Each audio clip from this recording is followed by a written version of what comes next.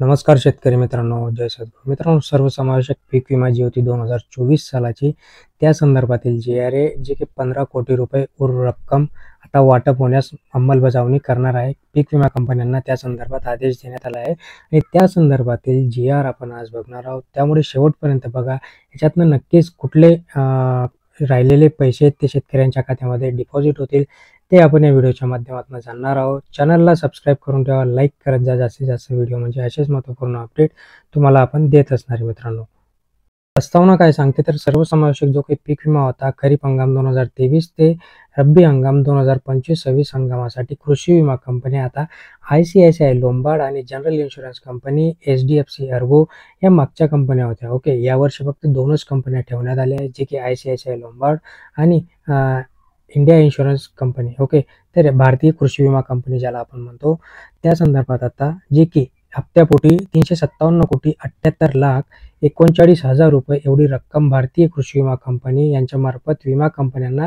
अदा करण्यात आलेली आहे. आता या संदर्भातील माहिती अजून अशी आहे मित्रांनो, की बघा, आपण शासन निर्णयच जाणून घेऊया. शासन निर्णय काय सांगतोय, की भारतीय कृषी विमा कंपनीने सादर केलेली मागणी त्या अनुषंगाने आयुक्तालयातील शिफारसी यांचा विचार करता सर्वसमावेशक पीक विमा योजनेअंतर्गत रब्बी हंगाम 2024-25 मधील उर्वरित हिस्सा आणि या हप्त्यापोटी 15,59,00,000 रुपये एवढे शेतकऱ्यांच्या खात्यामध्ये आता डिपॉझिट करण्यात येणार आहेत. आता यासाठी कुठल्या लोकांचे पैसे राहिले, कुठल्या कंपन्यांतर्फे पैसे आहेत, तर चोलामंडल राहिले मित्रांनो, ओरिएंटल इन्शुरन्स कंपनी राहिले, रिलायन्स राहिले आणि SBI जनरल इन्शुरन्स कंपनी.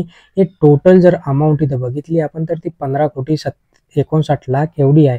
आता ही जी रक्कम आहे ही सदरची रक्कम 2024-25 करता वितरित करण्यात येत असून त्याचा वापर यापूर्वी इतर हंगामाकरिता अनुज्ञेय असणार नाही, म्हणजे फक्त 2024-25 मध्ये जे राहिले होते त्यांच्यासाठी.